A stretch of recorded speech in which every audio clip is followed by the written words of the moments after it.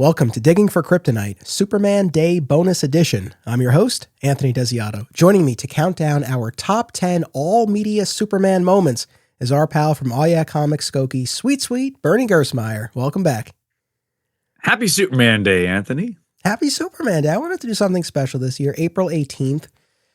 Often considered or referred to as the date that Action Comics #1 was first published in 1938. That has been called into question. I believe April 18th specifically is the copyright date, but that the actual on-shelf date was probably a bit after that. But in any event, it's the date that we recognize and celebrate. Well, and it's confusing because like Joe at Oh Yeah, even, he texted me and went, hey, wait, are there two Superman days? He goes, because I'm seeing one in April and one in June. And I was like, wait a second. So then I even had to look it up and double check. And the June one, do you know about this? How it was, there's a June one that was like created in like 2013 to like get ready for the Man of Steel getting ready. So that became like another National Superman Day. But the real one that we're celebrating is the one that's close to my heart. I always count April 18th as Superman Day. Yeah, and this is obviously not the first year we've been doing this podcast where there's been a Superman Day, but especially as we're getting ready for the new movie, I just felt it would be fun. We'll drop a bonus episode. Nice. And you and I were talking about what we could do to celebrate, and we landed on this idea of counting down our top 10 favorite Superman moments across all media, which was a very difficult process. I was trying. I told Renee that, my wife Renee, for those who know who I'm talking about, but I said, this is my assignment. She goes, how are you going to do that?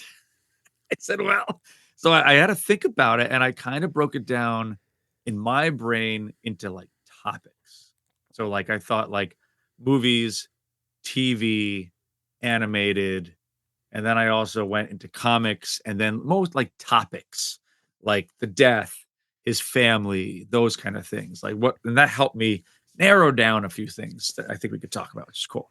Yeah, I guess let me issue my 3 disclaimers, I suppose, and then we'll get into it. And we also got some great submissions from our audience members, and I'll sprinkle those in as well. And thank you to everyone who submitted. But number 1, I stand by this list. I think if we were to do this in another 5 years, my list would not be radically different. However, I don't need this etched in stone, right? This is a journey. It's an evolving process. So I'm not saying this is going to be it for forever, but this is where I am now in terms of the list.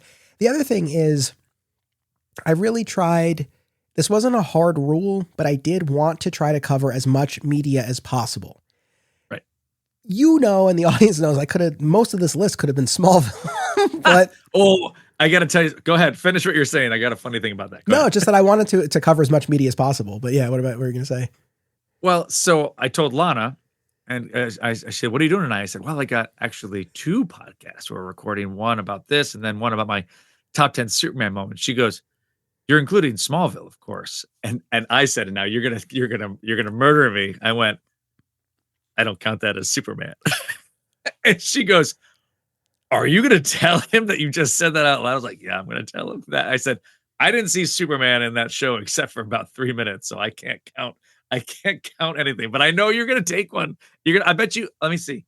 I bet you have 2 that are from Smallville. Just one. I really limited myself. But you break my heart with that. But at the same time, I'm sorry. I know how hard it is, and I know that for you to be able to logically justify cutting out 200 plus episodes, I know that made it a little bit easier. So that's fine. And then the last thing I'll say is I didn't set out to make the list of objectively best. It's my top 10. And at the same time, if I were to make that other version, I don't think they would be wildly different, but still this is, and that was the kind of the driving force as I was making this list. I said to myself, I was like, what are the moments that I always go back to, that I always think about, or that I'll pull a clip up of on YouTube and watch? Like, what are those moments?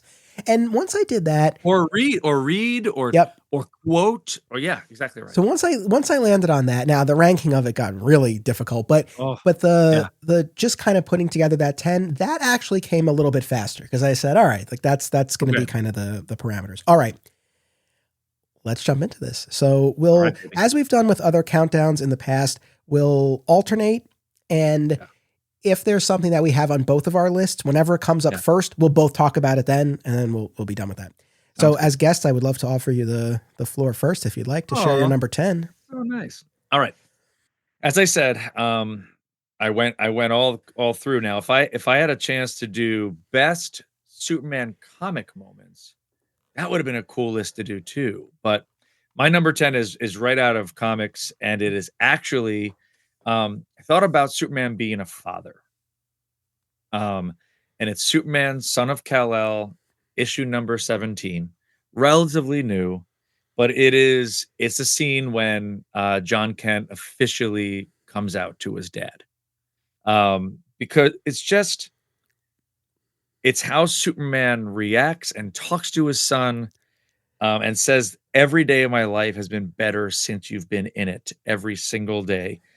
Who you love is the last thing that could change that. Anyone who makes your life better will always be a hero in my eyes. And no matter what, I will stand beside you. I will defend you. I will love you. And I will always, always be your father." I was like, could we just hope for anything more from anybody's dad relationship with their kid? So that is my number 10. Oh, that's beautiful. I have to say, I think the father-son aspect of all of this will be a theme on my list. And perhaps on yours as well. No, that's a wonderful moment. And yeah, relatively recent. That's really cool. Yeah. Okay, so I guess I'll give an honorable mention here. And of course, if you have any honorable mentions that you want to share now or at the end, of course, you'll have the opportunity as well. But I'll say it here because initially this was on my list, but then I said, I got to really go with what resonates the most with me. But the honorable mention is George Reeves in the Panic in the Sky episode of Adventures of Superman, widely considered the best and most well-known episode of the 1950 series. But there's a scene in particular in the living room when he still doesn't have his memory and he's in his costume with the glasses on and he's confused and frustrated. And he sits down and he pounds the table and it shatters. And he like shoots up and he takes the glasses off and he has this moment of recognition and he flies off. And it's just him on the simple set and the music. And it conveys so much. So that's cool. As I'm saying it, you might be like, why the hell wasn't that just on your list? But yeah, it's an honorable mention, but I wanted to say it. And I'm not going to keep issuing honorable mentions all the way through, but that's the one that I wanted to say. All right. My honorable mention that it did not make my list, but it was really close. I don't have anything from Snyder on there. Not out of spite. No Smallville and no Snyder. What the F? I just want to like prison shiv you through the entire list. But my honorable mention is the Man of Steel moment when he's in the bar. He's kind of started his journey and the guy throws the beer can at his head and he doesn't do anything. He still just walks out. But then it's the truck has the logs through it and it's that standing up there. It's just a classic. Superman held his cool, still was good, but then let out some steam after the fact. So that's my honorable mention. Right on. I do have some Snyder on my list, but we'll get to that. I figured. So for my official number 10, I wanted to have Grant Morrison represented here. Oh, okay, good. And so I went with All-Star Superman number 6. This is a Smallville issue. And I quote this moment all the time when Pa is standing out there with the bandaged figure and he says, he'll be okay, won't he, the boy? And he knows his time is up and that's his main concern. And that's the lead up to the actual moment that makes the list, which is the funeral and Clark's eulogy. And Clark says, Jonathan Kent taught me that the strong have to stand up for the weak and that bullies don't like being bullied back. He taught me that a good heart is worth more than all the money in the bank. He taught me about life and death. And he showed me by example how to be tough and how to be kind and how to dream of a better world. Thanks, Pa.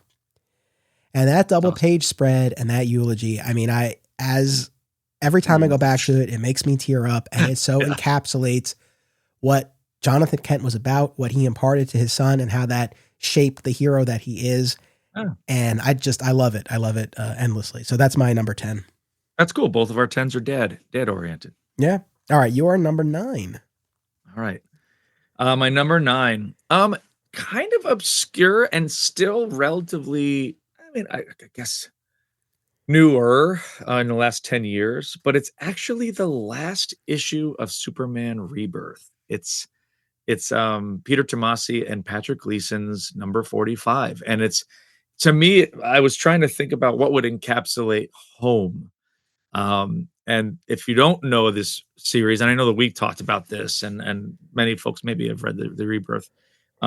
It's not always everybody's favorite, but what stood out with me is how they closed this series, and it's them finally moving on and selling the house and moving out of Hamilton, and then heading back into the city. And what struck me is they still keep the mailbox. They had the Kent's mailbox on the shelf. And it's one of those things that I try to impart to my kids, as they're getting older now too, of listen, wherever you go with your loved ones, with your best friends, or with us, it doesn't matter the house.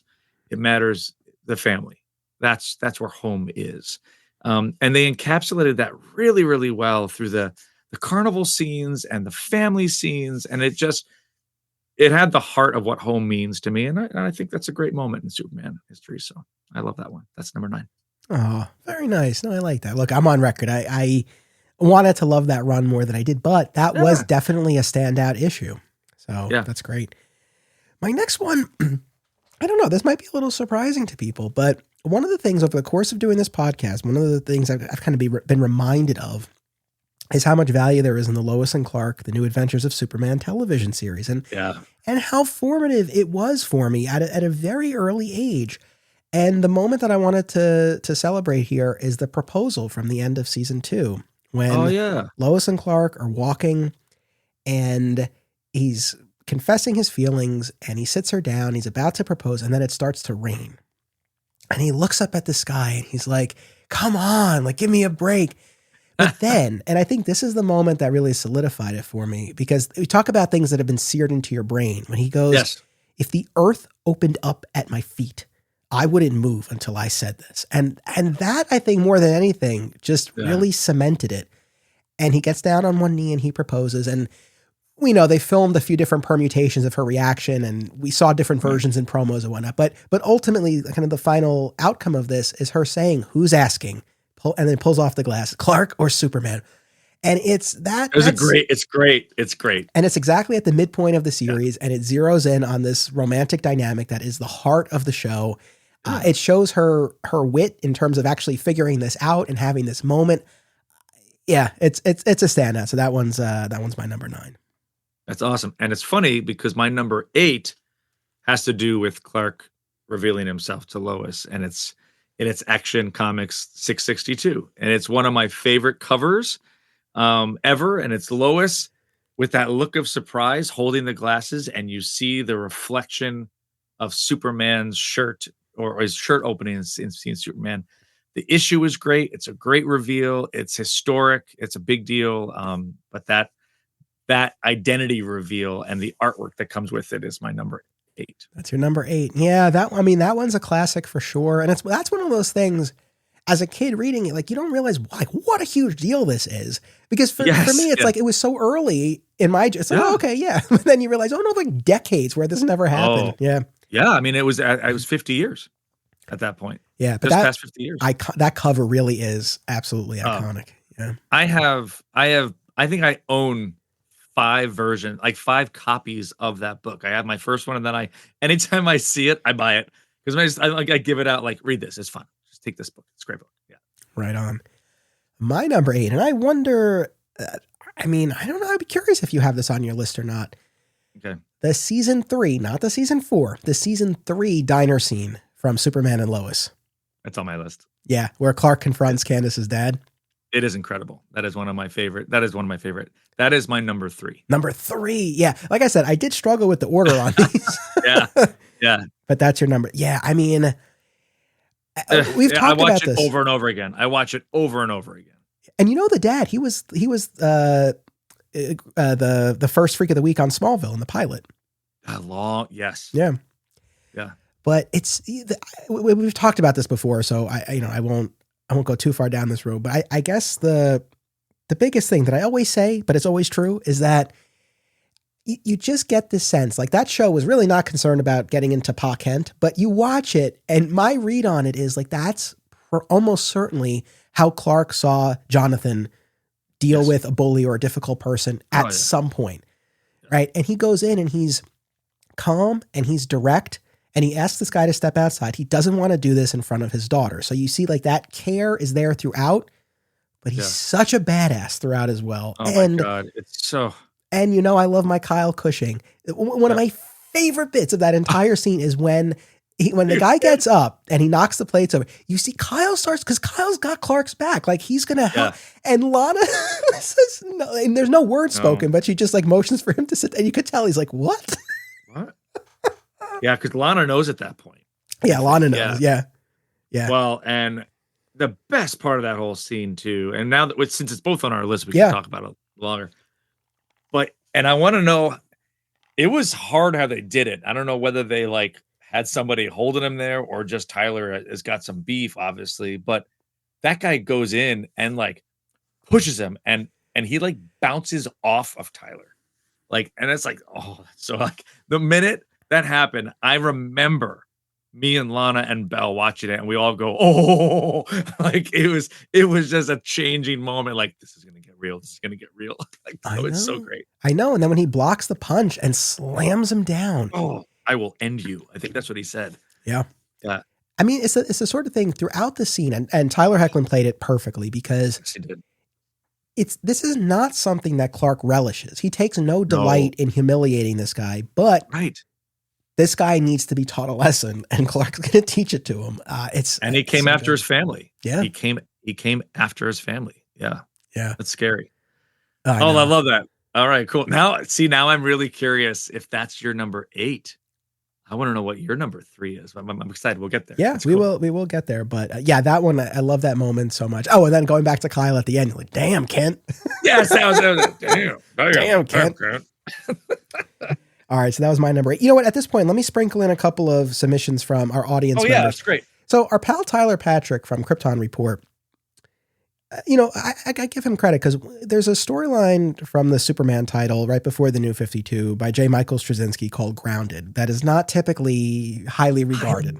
You're a fan? That. I am a fan of that. All right. So the moment that Tyler singled out was the jumper scene from Superman 701, that suicidal woman who's about to jump and Superman intervenes. This is not to confuse it with the scene from All-Star Superman. But this correct, is from, I thought that's what you were going to go when you said All-Star Superman at first. Yeah, no. But so I don't know. So I don't know if you remember this specifically, but yeah, in Superman 701, this woman who's about to jump, and I mean, I don't try not to recount the entire thing, but essentially, because he just sent me the page. It's like, all right, so I'll describe it. But it goes on for a few pages, and I guess what stood out to me was you have this woman make Superman promise that he won't make her go in, and that he won't catch her if he falls. He makes her this promise, and what ultimately seems to kind of carry the day is Superman recounts someone in his life, and I don't know exactly who he's meant to be referring to, or if we ever know, or we're not supposed to know.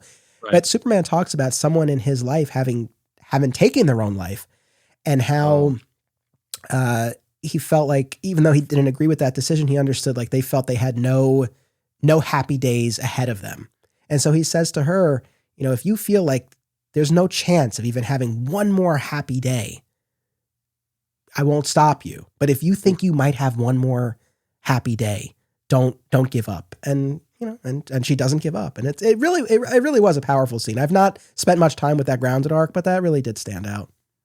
Yeah, the Grounded arc is really cool because, again, I think that was a really nice divergence from what we are so used to. It's like, no, Superman, he's walking, he can't fly, and he just kind of. I like the everyman side of things, and he's actually able to be more on the ground, talking to people and dealing with real world things. I thought it was great, and I'd like to see more of that kind of stuff. Yeah. All right. Yeah. Nice job, Tyler. That's that Grounded is one of those ones that's forever on my spreadsheet, and I always kick it down. Do it. Come on, man. Let's go. There are a few things. I'll reread it with you. We'll do it together. I think Tyler does have dibs on it, but it's okay. It's all right, Tyler. I love you. But or we could do it. Maybe we could do a jam episode or something. That's all good. And then our pal Chase Nielsen says, my favorite Superman moment is For the Man Who Has Everything, the episode from Justice League Unlimited, when Superman wakes up from the Black Mercy and starts beating the snot out of Mongol. George Newbern delivers that line with so much passionate anger from experiencing the loss of a life on Krypton he never had. Do you have any idea what you did to me? Seeing Superman pushed to his limit in that way is powerful. He comes close to killing Mongul, but looks up at the Jor-El and Lara statues that remind him of the type of man he is. Yeah, that was a standout for sure. Yeah, it's a great episode. I love that. That's not the only time you're going to hear Justice League Unlimited from. I have that. I have one on my list as well. I can probably guess what it is, but we'll have some surprises as well. Okay. We'll have one more submission here from our audience, Josh Marowitz, audience and guest, he was on our show recently, and we talked about the City of Tomorrow from the Loeb Kelly era. Josh says, I would have an easier time picking a favorite child. So rather than thinking too much about it, I have to go with my gut. I will let other people choose that page from All-Star Superman 10. Surely you know the one I'm talking about. So the ones that he does pick are Superman Prime emerging from the sun with the last Green Lantern ring to defeat Solaris in 1 million. Which, by the way, that is I love that moment, but I also love the very end of 1 million when he turns and gives the wink. Oh, I haven't read that since it came out. I'm gonna have to read that again. I have the trade, I'm pretty sure. All right. His next one is Superman catching the plane and Superman Returns. Oh, and then leaving it there. Yeah, and then leaving it there just doesn't do anything with it. Hey, call it what you want from him. But yeah, that's fair. And then he says Superman sets Lois down after saving her in the helicopter. This is from Superman the movie. Walks away with a smile brighter than the sun and identifies himself only as a friend before flying away and waving with that perfectly delivered bye. Bye. Yeah. So great picks. Oh, that's awesome. I love it. All right. So let's go back to ours now. We've gone through we've done 10, 9, and 8. So you're number 7. Yeah. So 7. So my 10, 9, 8, and 7 are all comics, actually. And then we diverge into media. But this one is actually, it's Justice League America 69. So it is the only book that is not a Superman book in the Death of Superman run. And it is, for me, just the moment that encapsulates like Superman is when he actually first arrives in the story of the Doomsday arc, and where he catches Booster Gold midair after Booster's thrown by Doomsday. That is the actual start of Superman being inserted into the Doomsday arc. And then it just becomes bananas from there. And it starts the whole, some of our favorite stuff to talk about. It's near and dear to me too, because it's one of the first things I tried drawing and like tracing and creating and drawing Superman as a kid too. So I just think it's a great look of a page. It's a great Superman has arrived. Like, I'm here. What do you need? What's going on? And then the chaos ensues from that point on. Well, I'm not shocked that there's something from the Death of Superman. I wouldn't have expected that per se. So that's an unexpected choice. I dig that. Cool. All right. So my number 7 is from Superman for All Seasons, number 1. Okay. And this is a little bit of a cheat because I'm going to take a line and then a moment, but there's a line in Pa's narration at the beginning of the kind of the final sequence where he says, and this is, this is funny. A lot of what I'm talking about, these lines stood out to me the first time around and they've always been with me, but this is one that in recent years, revisiting as a dad, like really kind of hit me in a different way. And Pa says, I never thought about our time together until it grew too short. Oh, yeah. And I think about that a lot. And there are so many moments where, I'll be playing with my son now, he'll be 6 soon. And I'll just kind of, sometimes I'll just take an actual picture, but other times just kind of like that mental picture, right?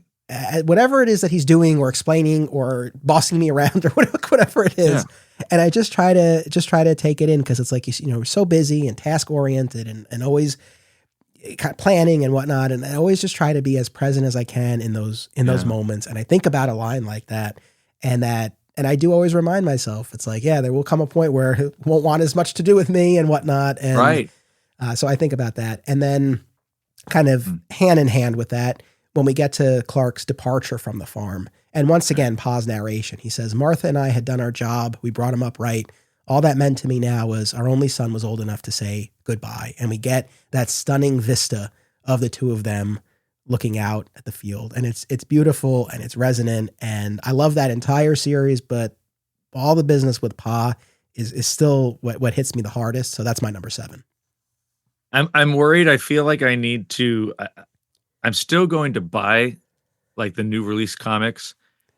I think I feel like I need to put a pause on reading new books and go like spend the summer reading old stuff because I need to reread For All Seasons.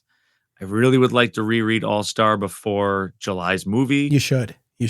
Yeah, I think I really should. I think it's maybe been like 5 years since I've read it, but I think I just need to remind myself of how good that is. But yeah, we've talked about a number of things that I'm like, yeah, I got to get into that again. That's great. But that's cool. Well, I mean, that's why I do these episodes, because then it's like it's a reason. Literally, I'm scheduled like I have to. I love it. There's something to that. So okay, that was my number 7. Okay, your number 6. My number 6. All right, and it may very well be on yours. It is cheesy to me. But it's my number 6. It's from Superman 2, and it's General, Would You Care to Step Outside? That is still to me just classic Christopher Reeve, like chef's kiss. The way he says it, and it's I'm back, I'm gonna kick your ass. Like come out here.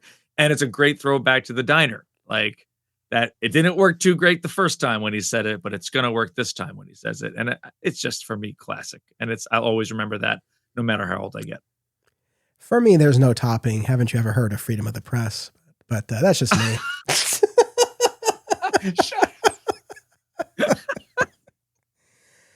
No, that's a great moment, and that's on a number of people's submissions as well. But yeah, and the icing on that too for me is I love that line, and then it's when my buddy Gene Hackman, we just lost, and he's like, oh thank God, I mean get him. Like, and he just forgets who's in the room with him. He's like, oh, praise Jesus that this guy showed up finally. He's just nuts. Yeah, it's so satisfying. We talked a lot about the different versions of Superman 2, and I still really do feel very strongly about the Donner cut and especially all the Jor-El business. But changing that line was unforgivable. And the other thing too is in the Donner cut, it's really less of a surprise when Superman shows up because you see him getting his powers back, so you figure, he'll be all right. With the theatrical cut, it's pretty nebulous about like what's going on here. He gets the crystal, and then that's it. So it is definitely it's a very exciting reveal when you get that. My number 6 is actually Reeve related as well. So cool. This was. I don't know. You might have more Reeve on your list. You might have not. But I definitely knew Christopher Reeve had to be represented. But then it became like, well, but what exactly do I want to zero in on? And the General, Would You Care to Step Outside? That's a highlight. The interview scene with Lois is really fun. Obviously, the helicopter catch, like that's iconic. Right. But what I landed on, and you and we had a great extensive conversation about Superman the movie and the ending in particular. For me, it's the whole sequence from finding Lois's dead body through changing time and bringing her back. And the reason why it's on the list is that you see Christopher Reeve, the actor, and Superman, the character, run the gamut of emotion from the grief, the despair, the anger, to that defiance as he hears the words of Jor-El telling him not to interfere with the course of human history, but then also hearing the words of his adoptive father telling him you were sent here for a reason. And, we talked a lot about what is he really saying to, what choice is he making exactly in this moment? But he makes this choice, right, to use this power in this way. And then when you get to the other side of it. And his look. The delivery of "Don't bother, I think it's dead" about the car, like he's so happy as he's saying it. And then when she gets out and she's berating him and he has this quick moment where he just lets out that sigh of relief. I've talked a lot about the Reeve incarnation and upon rewatch and all the discussions we had, I did find a lot more humanity and, inner conflict than I feel I kind of gleaned the other times that I watched it. But all of that is so perfectly represented, I feel like, in that sequence. I agree. So that's a great choice. I love it so much. So that's my number 6. That's a great choice. It's another perfect example of when you take somebody like out of the theater realm and you get to see him shine as an actor. It's really cool. Yeah. So as we're at the halfway point here, I'll sprinkle in a few more submissions from our audience members. So our pal Mike San Gregorio, he has 3. Oh, by the way, so I put the call out to our patrons, but then also just generally on social media. And I asked people to submit, I think I said your top 3, because I knew if we had 10 from everybody, we'd really be here forever. God. But I wanted to give them, I didn't want them to have to pick just one. So I said 3. And so, nice. So Mike submitted 3. He said, the first one is from Hitman JLA. He's a big Hitman guy, Mike. And the line is, if you knew how you were loved, not one of you would raise a hand and rage again.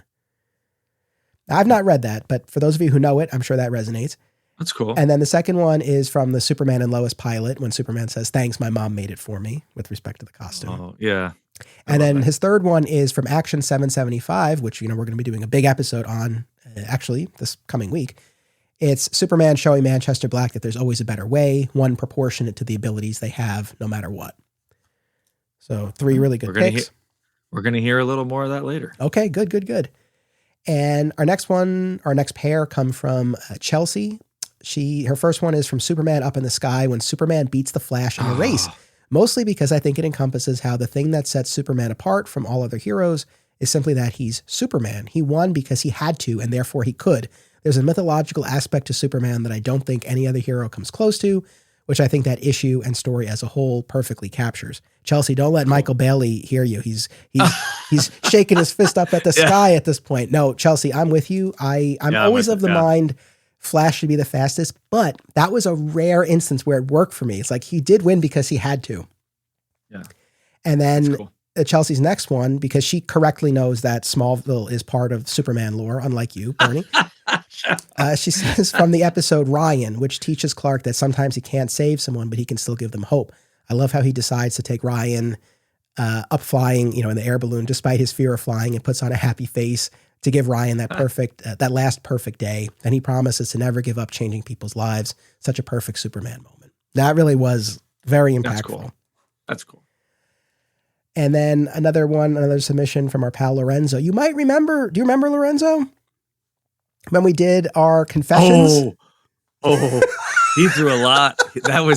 I think he was one of our last ones. He just listed. Yeah. Lorenzo is very true to himself, and it's, I love it. Clark and Lana, that pairing, that's number one. And he's true to that. And I love it. So not surprisingly, his first one is Lana brings Clark a birthday cake in the Smallville episode Calling. Okay. Which would that be one of my all-time Superman moments in all media? No, but that is it's a top Smallville moment. I mean, that was a great scene between the two of them. He loses me on the next one. Clark and Lana's Daily Planet rooftop kiss in the episode Power. That's when she gets the suit and absorbs the kryptonite and all that. But hey, listen. And then his last one is Superman's first flight in Man of Steel. Oh, yeah. So not Connor, really. We mix it up a little bit. I would say that would be in my honorable mention. I thought about that too, because I loved it. Was the liftoff of that takeoff, all that. I love that whole scene. Right. That's cool. Good job, Lorenzo. And then A10 Ronker singles out Superman and the Mole Men with George Reeves. Specifically, there's a speech at the end that he gives about prejudice and ignorance and mob mentality. That was really a standout, and I'm glad to have George Reeves represented. I know he only got as far as my honorable mention, but I'm glad that he's mentioned here as well. We'll do a couple more. Anthony Baker mentioned the Tom Welling, Christopher Reeve scene on Smallville with the Williams score in the background. I mean, that's iconic. Was one of my honor. That would be like my 12 or 13 if we did more. Yeah. I mean, that having Christopher Reeve on the show and having him there to tell Clark he's from Krypton and that his name is Kal-El. I mean, that was huge. That was such a huge moment. And then his other one is the speech at the end of Superman 4, Quest for Peace. I get a bit emotional over that, even all these years later. Look, we found a lot of redemption for Superman 4, but even for those who don't, I think that's a moment that is a highlight. And then he also singled out Death in Return, although that's not really so much of a moment, but I get it. It's just the whole thing. Yeah. The whole thing. That's cool. Yeah. I'll do one more and then we'll go back to our list. So Eric Noriega says when Superman wields Mjolnir and Cap's shield in JLA Avengers. Oh, yeah.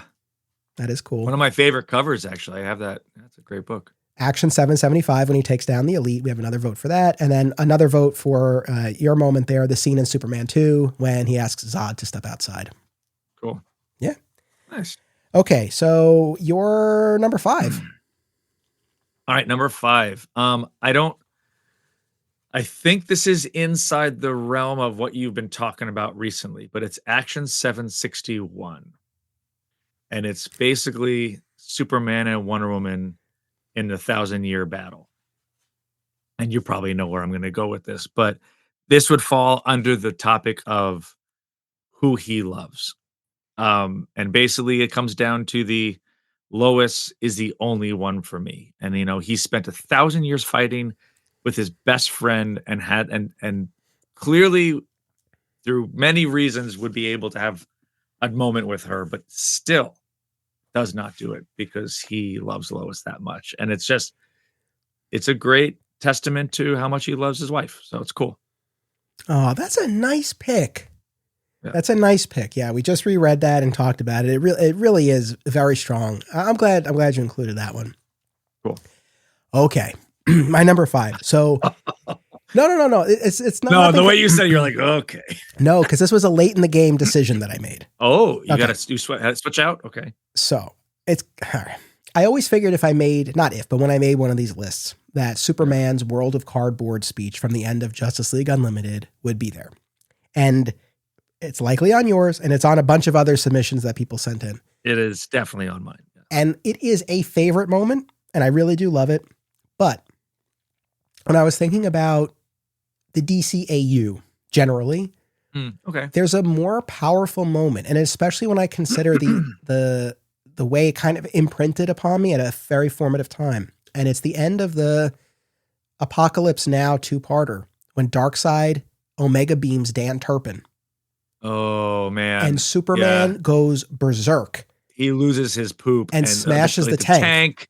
Oh, man. That's a good call. And I love it. So I decided to forego the World of Cardboard moment for the death of Dan Turpin and Superman's subsequent rampage, because at the time it was so shocking to me that they would go that hard and that they would take out Dan Turpin.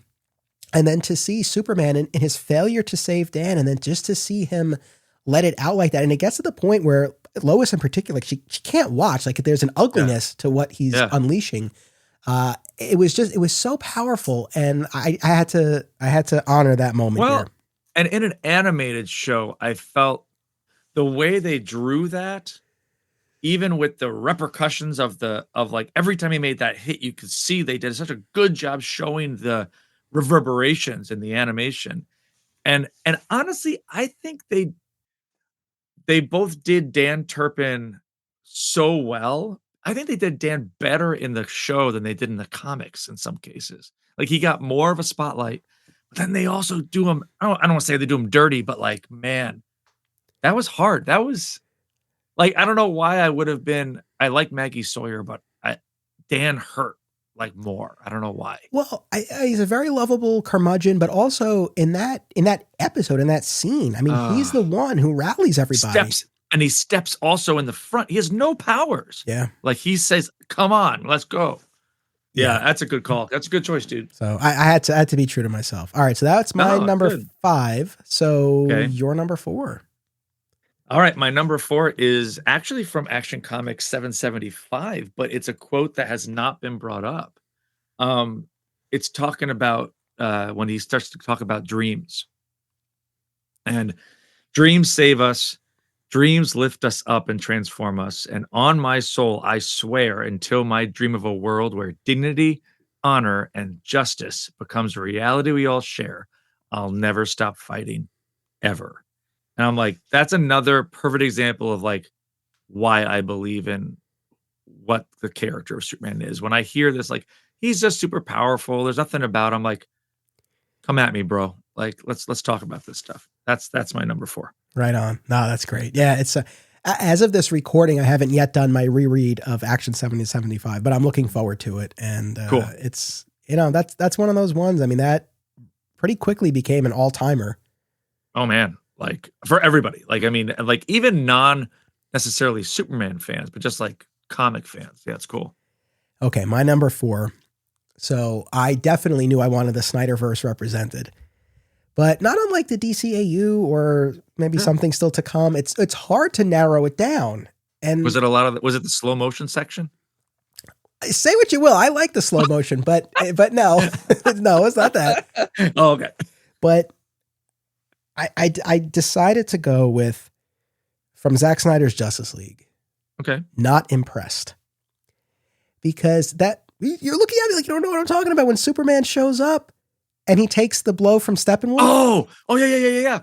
I just read somebody just posted something about that recently. That's great. Yeah, with the axe and it hits him. Yeah. And so most of what we're talking great. about, I mean, I guess Superman and Lois is an exception because that's relatively recent, but most of the other stuff we're talking about, older, right? It's stuff that I've been sitting with for a while. And I think one of the reasons why this one earns as high a spot as it does is that even as a fully fledged adult, as skeptical as I am, like that moment just it's badass. Caught me. And it was so badass. And I always cite that moment or that experience of watching that 4-hour movie from 3 a.m. to 7 a.m. The second it was available, watching. It'll wake you up, baby. Yeah. Yeah. And look, like we've talked about, do I wish there was more Superman in the movie? Yeah, I do. I know it's not his movie. I wish there had been more.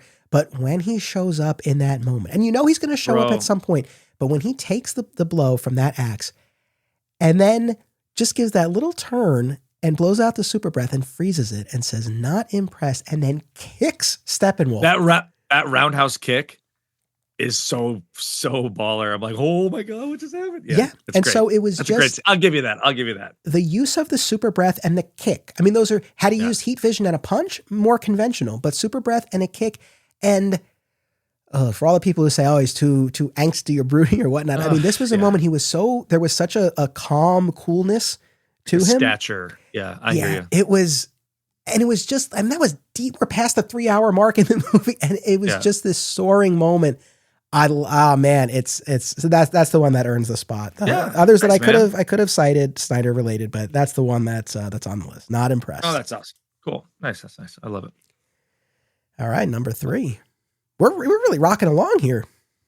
Number 3, like I said, we're good. That's right. That's the diner scene. It's my diner scene. Yeah. So what's your number 3? Okay. Well, actually, you know what? On that note, then let's. I will do my number 3. No. I'll do my number 3. You're right. Okay. So this for listeners of this podcast, I would imagine you were waiting for this to come, and at last it does. It is the scene from Infinite Crisis number 7, where Superman and Superboy Prime are doing battle on the planet Mogo after they pass through a red sun and they're powerless. And Superman says to Superboy Prime, you'll never be Superman because you have no idea what it means to be Superman. It's not about where you were born or what powers you have or what you wear on your chest. It's about what you do. It's about action. Obviously, that's our sign off at the end of every episode, but it's also the reason why I chose. Oh, it's funny too, because very recently we saw that there's a kid's t-shirt coming out to promote the Superman movie. And does it really have that on it? Yeah. And it says it's about what you do. It's about actions. Obviously, James Gunn obviously listens to this. I feel like he gets it. He gets us. But it's funny because there were a few people who didn't realize that I was quoting a comic, and they were like, "They used to be a thing." I'm like, no. Like I don't say it I don't explain where it comes from all the time, but it's come up a number of times over the years. It's Infinite Crisis number 7. Yeah. I like to. I had to put it on my honorable because I knew you were going to put it on your list. I'm like, no, he's going to put it. There's no way he doesn't put this on his list. Yeah. I mean, I like to think we've given the line new life, but no, we didn't create it. But the thing is, it's like I picked it because it's a great line. But years before I even had the thought of doing a podcast ever, that scene always stood out to me for the spirit that it captures. It is about what you do. And so when we end the show with that, it's a great line, but I like to think for myself and for the audience, it's a reminder or a call to action. So no pun intended. So that really stands out. Now, with one hand, I lift it up, and then with the other, we have a little critique. It's always bothered me. I mean, look, who am I to rewrite Jeff Johns, right? However, it's always bothered me that, like, as he's saying it in the scene, he like effing face plants. I just wish that he could have held himself up or taken a knee. That's all I would have wanted. Like he doesn't go all the way down, like face first into the dirt as he's saying it. That's the only thing. Yeah, I hear it. I'll never get over that. But otherwise, it's a favorite. Oh my God. All right. I love that too. I was like in your brain. I'm like, no, he's gonna use this one. I can't. All right. Let's go to a few more submissions here. So our pal Chris McKenzie cites the battle with Doomsday from Superman 75, Superman the movie, You've Got Me, Who's Got You, and Justice League Unlimited, The World of Cardboard speech. So 3 top-notch picks there. Duncan Bennett says, I absolutely love the sequence in Lois and Clark. Another vote for Lois and Clark, where Martha makes his uniform in the pilot. I love the holding out for a hero montage, and then him and Martha showing Jonathan. It's just lovely. It really sums up their wonderful relationship and epitomizes Jonathan and Martha, making him Superman, not Krypton. I also absolutely love the sequence at the end of the green glow of home when a depowered Clark fights Trask in the water, which goes pretty hard. That was a badass. I don't know if you remember that, but that's a really good scene. I love I something that was on my honorable mention was I didn't put it from Lois and Clark. You are better at me at this because you've rewatched it, but it's the scene when he's like taken off planet and he's imprisoned. Is it the Kryptonians? Yeah. What is that run called? That arc called? Well, I refer to it as the New Krypton arc. New Krypton. I love all of that. Like I want to go back and rewatch that because I have like such a fond memory of going like that's a badass like run of episodes. It was cool. We did an episode on that a couple of years ago. It was great. I mean, within the fandom, I don't know that it's revered per se, but I thought it held up great. I thought it represented kind of like the best of the show and really tied into that longing between the two. It was, I don't know. And it was action packed too. I dug it. And I think that show gets a bad rap just because Dean Cain has kind of gone off the rails a little bit, but I think he's solid. I like it a lot. I'm with you. Yeah. We have one from Jan here. The moment that will always be my favorite is from Superman Adventures 36, where Superman saves a little boy's lost dog. The whole issue is great, but that moment always makes me well up with tears. I'm also a big fan of the end of Lex Luthor Man of Steel. You're wrong, Lex. I can see your soul. The framing of Lex as the protagonist and Superman as the specter of judgment that watches over Luthor and reminds him of just how monstrous and vile he truly is. President Lex. Yeah, which we just talked about. He should have said that. It's funny. Superman Adventures, the kid, the all ages comic, and Lex Luthor Man is still very different picks, but very different books. Both books. The Superman Adventures line is excellent. Man, I wish they would finish those trades. I wish they would release those again. Well, they're doing compendiums, or at least one to start. Well, I hope they go all the way through because the Mark Miller stuff is pretty incredible too. Yeah. Okay, then we'll go through a few more submissions here. This is from Victor Sassano. Breaking the Unbreakable Bonds and Up in the Sky. Smallville season 11. Superman wills himself and everything back into reality during Crisis. I forget. Did you read the Smallville season 11 comics? I have. I sought out and I have all the trades. I've read the first 2. I like them. I think they're fine. All right. I always wish I liked them more, but I'm glad that they're out there. And then all of Man of Steel, Victor, that's not a moment, and the ending of BVS. So right on. And then Javi, who was just on the show recently, as we talked about some of the Loeb Kelly era, the helicopter save in Superman the movie. Lois and Clark, Tempest Anyone, when the alternate Earth Clark puts on his suit for the first time and goes out on patrol with Lois. And then, all right, I think you and Javi are a little split here, Bernie, because he cites that Clark narrating the end of Superman and Lois, seeing him live his life, helping out, in and out of the suit until he passes away, getting reunited with his family in the afterlife. I'm not ashamed to say I was moved to tears. It's the sequence you called Hallmarkian, if I recall correctly. It is Hallmarkian. It is. I still like it. It's fine, but it's okay. That's true. It can be both. It can be both things. Yeah. CJ cites Adventures of Superman 462. A co-worker of Lois and Clark is homeless. This has always sat with me. I buy multiple copies and give them out to people. That's really nice. Yeah, that's awesome. Yeah. Let's see. Kenny cites Superman saving Lois and Superman the movie. So another vote for that. The Action Comics #1 moment of Superman lifting the car in the pilot episode of Superman and Lois. Yep. Which was a great homage. He says, not a Superman moment, but a super family moment from Supergirl season 1 when she uses her heat vision on Red Tornado. An emotional and powerful moment from the show, from the best season of the show. All right. The Supergirl show remains a bit of I can't say a full gap, but a bit of a blind spot, I suppose. And the World of Cardboard speech as well, he cites. Cool. And then we have another one from Kal-El Samra, who says, Superman on his knees on the ground, sitting amongst the burned remains of the grain he was planning to feed the poor with, realizing Superman is powerless against human politics from Superman Peace on Earth. Oh, that was my Peace on Earth was my honorable mention too. I was struggling with that too because I love the humanitarian side of all those. Absolutely. That Bronze Age book that we talked about too, where he was like helping the plantation workers too. Yeah. That was on my list also, but just didn't make the cut. Right on. And then he also has the shirt rip from Superman the movie and the World of Cardboard speech. Another vote for that. Okay, so let's go back to our list here. I still have a few more submissions I'll read from people at the end, but we both have our top 2 to get through here. All right, so you're number 2, my friend. My number 2 has already been mentioned like 3 times in the last like 2 minutes. So I like a minute you said to me, like, you want to do top 10 Superman moments? I was like, well, good. Now I just got to pick 9 because it's etched in me. I think just after reading and watching comics and movies and TV, always knowing that Superman has to pull back. He has to hold back. And then finally, the last scene almost of Justice League Unlimited is him just beating the piss out of Darkseid. And then finally realizing he can just let loose. And I kind of like his last. Everybody goes, they focus on I live in a world made of cardboard. I focus on the last line, which I love, which is what we have here. And it almost sounds like an Old West. Kind of goes, what we have here is a rare opportunity for me to cut loose and show you just how powerful I really am. I love that. I just think that's classic. Like, I'm going to kick your ass now. Like, and I never get to do that to anybody in the way that you're going to receive an ass kicking. So I love it. Yeah. I mean, it's an all timer for sure. Yeah. Like I said, it was hairs away from being on my list. Yeah. That's great. And George Newbern, I love the delivery of it. I mean, it really sells the moment. And yeah, to your point, it's like to have that in the final episode. It's like, finally you get this. Let's go. Like you get this payoff. Yeah.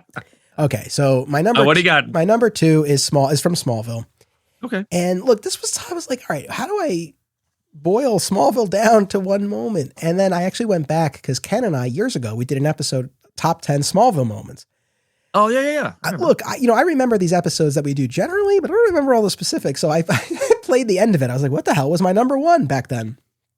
And I decided to stick with my number 1 because I played it back and I said, yeah, you know what? I still think that's it. And it's for as much as we complain about the series finale and the lack of Tom Welling donning a physical costume, and that will forever be a gripe, as is Lex's mind wipe. However, there were a number of things that finale effing nailed. Yeah. And for me, and what I think allows me to kind of smooth over some of those other spots is that final scene of guidance between Clark and Jonathan, and then Clark and Martha in the barn. At this point, Jonathan is this ghostly vision, and Clark had seen him earlier in the season and then couldn't see him, and now finally sees him again and tells Jonathan he needs his help and going up against Darkseid. And Jonathan's like, I know you're scared, son. And Clark's like, I faced Darkseid before. He almost defeated me. He knows my weakness. Jonathan's like, well, he's never seen the man standing before me now. As much as your mother and I always tried to protect you from your origins, our guidance just isn't enough. You're going to have to let Jor-El guide you from here on out. I was like, I can't. I turn my back on him like I did you. And the beat that Jonathan takes as the music swells and he says, he's your father. He'll understand. Yeah. And then when Martha comes in and says, this day's been coming for a long time. We prayed for a miracle. You were the answer to that. Now the whole world needs that same miracle. I just loved it because it felt like such a thematic resolution to such a big part of the show, of them, as Jonathan said, trying to shield Clark from where he comes from, having a very antagonistic view towards Jor-El, understandably so, given all the nonsense that Jor-El put them through. Yeah. But to actually have that moment of some sort of reconciliation, understanding, and I've quoted this so many times, but just that notion of he's your father, like recognizing Jor-El in that capacity, but also this other meaning of, as your dad, like he'll understand that you turned away for a moment and you need him now. Oh, it always gets me. I love it. Yeah. Oh God, I love it so much.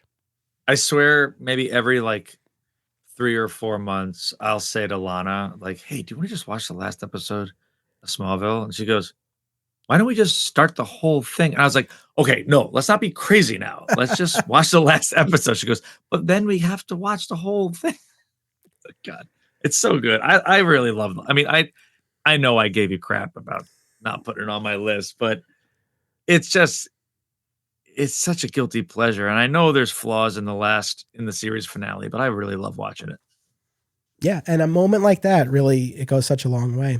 It just, it takes, for me, like you said, it erases some of the moments, but it's great. And it's also, too, the fact that it's the same reason why I love the Clark and Jonathan scene from Lazarus, the season 10 premiere so much, because Jonathan's been gone for so long. And so that's the other thing, too. It's like you feel like you're back home again in that familiar dynamic that we spend so much time with. And because that's the thing, even at Clark's loneliness throughout the years, you know, his parents were there and they were this team and they were a kick-ass unit a lot of times. So just seeing them all together again, it was very heartwarming, very fulfilling. So that's my number 2. Cool. The time has come. Your number one pick, man. Your number one all media, all time Superman moment. I don't think you would ever be able to guess this. I don't think you'd be able to guess this one. All right. I went from what would encapsulate musically, like cinematography, character, setting, like what encapsulates like all of this. I'm going to just sing this one part and you tell me if you can try to guess what part I'm going to talk about. Bum, ba-da-da, ba-da-da-da-da-da-da. Bum, bum, bum. Where am I talking about? All right. Are we in Smallville and Superman the movie? We're in Superman the movie in Smallville. Okay. Is the Pa funeral?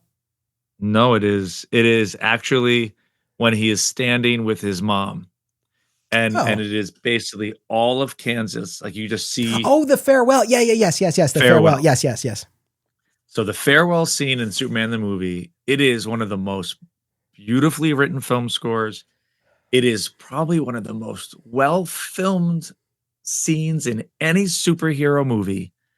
And you know, like he has to leave and what's coming and his whole journey's ahead of him. Like it is one of my favorite Superman moments of all time. Oh, that's beautiful. I love it. That is a very resonant moment. I'll be perfectly honest. When I wanted the Reeve incarnation represented, and I was very close to going with him at the cemetery saying all these powers, all the things I can do. And I was trying to walk through that too. Yeah. Or the farewell with Martha, but I wanted a Chris Reeve moment, but that is such a good pick. Yeah. And, given our shared love of Smallville and all the stuff that we've talked about, I mean, that totally tracks. It all just tracks in there. Yep. Your number one. Oh, that's really nice. Number one. Yeah, man. All right. Could my number one be anything other than the death of Superman? Of course it's that. It's that. So, I mean, as far as which moment in particular. Yeah, I was going to say, which moment? Like, is there a specific frame or? I'm going to go with, I'll actually hold it up so you can see, but the splash page. Were they both? Yeah. From Superman 75, of course, by Jurgens, of those final punches colliding. Blood splash, too. Doesn't blood come flying out of his mouth? It does. Yeah. And the narration says, like, weary boxers who have gone the distance. The combatants collide in one last explosive effort. Like weary boxers who have gone the distance. You talk about things like seared into your brain. That's one of them. As a Rocky fan. Yeah. So, I mean, really, the other thing, too, is just that final fold-out spread of Superman line there. That could have been there, but the punches colliding and the like weary boxers, I'm going to go with that. But, of course, it had to be the death of Superman. That's where this all started, and we always come back to that. Did you have, I guess we did honorable mentions. Is there anything, do you have any other honorable mentions that you wanted to share?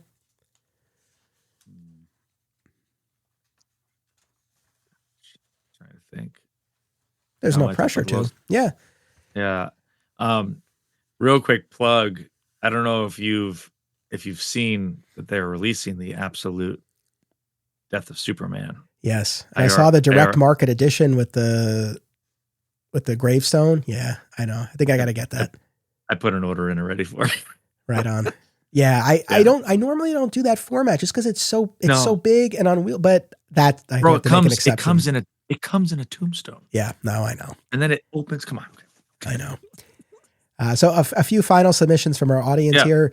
So Dave Bratton, Superman 2, Superman crushes a surprise Zod's hand, revealing that he tricked the Phantoms on villains. That's a very fun great payoff. moment. Yeah, good call. Another vote for the man who has everything when he says burn. Once again, the World of Cardboard speech. That's far and away our winner. The most citations here. Superman 2, Clark confronting the bully in the diner. Superman and Lois. Clark reveals he's Superman in the diner as Emmett shoots at him. So that's not the diner scene that we that's sing. Cool. Yeah. That's another cool scene. Debatable, but all right. No, it's a cool scene, but all right. I don't know if that's the way I would want it to go. We talked about that. Fair we already enough. went through all that. And then, something from the Smallville finale. Clark finally becomes Superman flying out of the fortress. I get that. I will say the moment of Jonathan handing him the costume, always hold on to Smallville. Yes. Yeah. At that point, you're like, yes, like now we're going to see him. And that's it. Okay. Our pal JJ Hodges cites, I'm glad he mentioned this. From Superman and the Legion of Superheroes from Jeff Johns and Gary Frank. Oh yeah, sure. Yeah. The I'm for everyone line. Oh. Right. That's cool. A standout. Yeah. The Dreams Save Us speech from Action 775. And from Superman Birthright, when he shoots at the gun shop owner and catches the bullet so that he'll understand the child's fear of guns. Oh, that was on my honorable mention. I forgot. I couldn't. I had seen that and I went, but yeah, that's a hard scene. I mean, I don't know. Shoot it at the gun owner and then stop it. Oof. I mean, I don't know, maybe to throw in one more honorable mention, because I did want Birthright represented, and if I were to pick a moment, that is hard too, but I would probably go with the ending of Jor-El and Lara seeing that Kal-El made it. Yeah. It was a really powerful moment. Yeah. Our pal Michael Bailey. Yeah. Michael says, a recent one, Superman taking down Lex in the finale of Superman and Lois. He was very hot on Superman and Lois. I'm glad he loved it so much.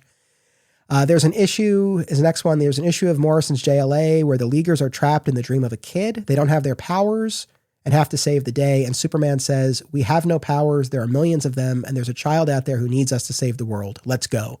Peak Superman. Oh, yeah. I know. My kids love that episode. It's a Justice League episode. It's a comic. It's an issue of the Morrison run. Because there's a episode like that too. Yeah. Okay. And then his number one, for very personal reasons, my favorite Superman moment of all time is at the end of the issue of Greg Rucka's run of Adventures of Superman that dealt with Lois getting shot. She's finally stable, and he just sits with her and says he isn't going anywhere. On more than one occasion, I've been in a similar situation with my wife, and this one just hits hard. So yeah, strong personal connection there. Yeah. Jason Garza, For All Seasons, Clark stops the tornado. Birthright, Superman saves a child with the S-Shield from the Kryptonian tank. Dark Knight Returns. Representation for Dark Knight Returns. Clark doesn't stop Carrie Kelly when he realizes she's going to dig up Bruce. He just stops and gives a knowing wink. Yeah, another story that ends with Superman and the wink. And I need to reread that book too. Yeah, and his fourth one here, although I said top three, but this one is from Morrison's JLA. The world is granted superpowers and rises up to save Superman. The line is something to the effect of, you've always saved them, it's their turn to save you. Just the whole idea of the world rising, willing to rise up to save Clark. That was fun from the culmination of Morrison's run. Deacon Necessary, he cited too that he's New Frontier and Secret Origin. I've had not moments, but yes, we do love those stories. And then his number 3 is Doomsday Clock, where Superman is revealed to be an essential part of each Earth in the multiverse. I am a big Doomsday Clock fan. I need to reread that one too. I haven't read it in trade form. I read it after, it took like 7 years to get done. But I need to read it in one fell swoop again. I think I'd enjoy it again. This is a little. No, go ahead. There was an honor. Did somebody mention anything from Kingdom Come? No, because that was on my list too, and I was trying to pinpoint. I just love that book as a Superman fan, but I was having a hard time pinpointing what would be a moment that really stood out for me. Yeah, that's a good. Yeah, I know that is a good question. This is from X. Is a little bit of a lightning round. So let's see. Suit Jerk Jai, if I'm saying that right. Superman is for everybody. Another vote for that. Mm-hmm. Another vote for World of Cardboard. Another vote for the airplane scene in Superman Returns. And a new entry here, Clark catching the Daily Planet Globe in the season 10 premiere of Smallville. Man of Steven cites the moment from Man of Steel. I won't bust out my Russell Crowe here, but you can save her, Cal. You can save all of them. Save her, Cal. Yeah. It's like fake British accent. You're as much a child of Earth now. I couldn't help myself. Luke Deckard, the missile save in Hidden. My favorite episode of Smallville, by the way, when Clark stops the nuclear missile. Oh, yeah. Okay. And from Superman Returns, when he says, I'm always around. Right? We didn't get there was, you know what, actually though, all things considered, a decent I mean, that was not the only entry for Superman Returns. You know, people showing it some love. Yeah. You know, so that's good. I didn't get every single one because we're, you know, just in terms of time and whatnot, but we did have there two final folks, patrons of ours who submitted entries, and I want to make sure we get to them. So from our pal Brian Dempsey, his top three, number 3, the moment in Superman Man of Steel number 25 when Clark pours out of the battle suit and says Metropolis over my dead body. Oh yeah. The moment from Man of Steel number 1 when Pa finds Clark sitting upstairs in shadow, where Clark says, they all wanted a piece of me, Pa. And Brian says, I think this is the exact moment where John Byrne made it clear Clark was human. Sure, we had already seen a new Krypton, a birthing matrix, no Superboy, and football star Clark, but here we see Clark drawn in a way no one had drawn him before, hanging his head, face mostly in shadow. He's disturbed by what he's experienced. He's unsure, questioning what he's just done. So that was definitely a resonant moment. And then Brian really lays this out, but essentially it's what we've already cited here, the Superman 2 General, would you care to step outside speech. Good. And then last but not least, Logan has a number of entries here. He says, I took my time. I put a lot of thought into this. I'm omitting the World of Cardboard speech, the jumper scene from All-Star, and Action 775 because I feel like those moments will get brought up. I will be honest though, not as many for the All-Star jumper scene as you might have expected. So he cites Crisis on Infinite Earths number 12, the line, I have had enough, the last stand of the first superhero against entropy personified. I love every part of this, from the fact that a Superboy is standing with him to his last moment being with Lois. Maybe even my favorite moment in comics. It's the perfect send-off to the hero that started it all. Interesting. Then Logan gets a little cheeky. He says, good thing they never wrote a story with him again. Good thing they never literally defiled his corpse for a zombie cash grab. I mean, he's not wrong. That's not wrong. Superman Secret Origin number 1, the line, you are my son, right? A great moment. From Superman. That's another one. That's on my list too. I got to reread Secret Origin. Yeah. Once again, another vote for the line, the burn moment for the man who has everything. All-Star Superman number 12, the line, you could have saved the world anytime if it mattered to you. And Logan says, what I think a lot of people overlook is that even as Lex has this realization, his response is to get mad and blame Superman. I think this one is tops to me because in its timeline, these are the final words spoken between Superman and Lex, and work beautifully as the period at the end of their epic rivalry. Yeah. And then finally, Action 654. This is a post-crisis story. This is the Superman, the Dark Knight over Metropolis, Batman, Superman story. Yep. So the line he cited was, I want the means to stop me to be in the hands of a man I can trust with my life. And Logan says, I think this is one of the most important scenes for the post-crisis Superman, and what really sets him as being better than his Silver and Bronze Age predecessors, for me personally. I think there's a very good reason why this moment has stayed as a concrete link between Batman and Superman for so long. Some people don't even remember that ring belonged to Lex first. Yeah. So yeah, definitely a defining moment in their journey in that post-crisis landscape. So my thanks to everybody who submitted. These were great. I feel like somebody's going to be talking about all the different kryptonites soon too. Indeed. I'm very excited for that, for our big 200th episode. Yeah. I need a list from you. I need a list from somebody. I got to make a list. We'll get it together. Okay, well, listen, cool. man, this was so much fun. I thank you so much for joining me for this Superman Day special. I know. Happy Superman Day, dude. Happy Superman Day. Time. Yes. That was awesome. I was so excited when you asked me to do it. And I was like, this will be hard and easy, but fun no matter what. Absolutely. Yeah, this was absolutely a blast. So I encourage everyone to check out All Yeah Comics Skokie if you're in the area, or if not, visit allyeahcomics.com. Follow the All Yeah shops on social media. Anything in particular you want to mention to folks? Let's see. This is coming on Superman Day. I would say just head into all of your shops and really either search for good trades to pick up from your local shop, support small business, but and encourage them to order some new Superman stuff coming out. Maybe the Superman essentials that you think would be great for your shops to have as we get ready for the summer. Yeah, absolutely. Well, this is always a blast. I can't wait for the next time we do this. Audience, thank you. Happy Superman Day. Make sure you come back on Tuesday as we continue our coverage of the Loeb Kelly era. And until then, as always, it's about what you do. It's about action. Support the podcast and receive exclusive content, including bonus episodes, by becoming a member at patreon.com/Anthony Desiato. Flat Squirrel Podcasts is home to Digging for Kryptonite and another exciting episode in the adventures of Superman. Please subscribe, rate, and review today, and continue the conversation by joining us on social media. Links are in the show notes. Thank you all